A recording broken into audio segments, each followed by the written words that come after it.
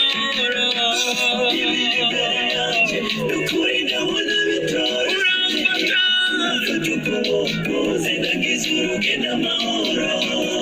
ibyatuma ntaramiriza ndabivumye mu izina rya Yesu ibyatuma nakugororokera ndabivumye mu izina rya Yesu muri uru rugendo runyerera mfata ukuboko Yesu sinoshobora jyenyine ntari kumwe nawe uraba imbere yanjye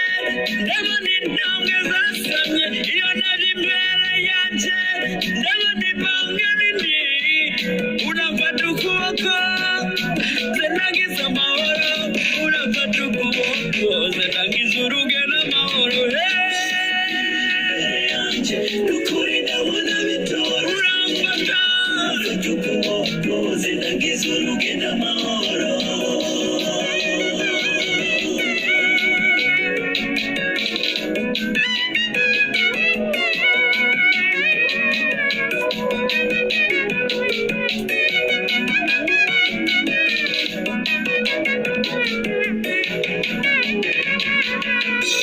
abasi banje baramanamiye Yesu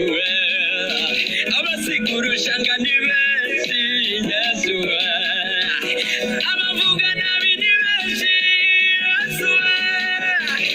ngumiriza umutima unyongera kwihangana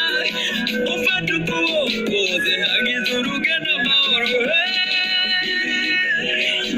ukuri ndabona bitora ntibyoroshye ufata ukuboko zinagize urugendo amahoro reka nzamure impinga cyangwa isuma ku musaraba turanyibuka Yesu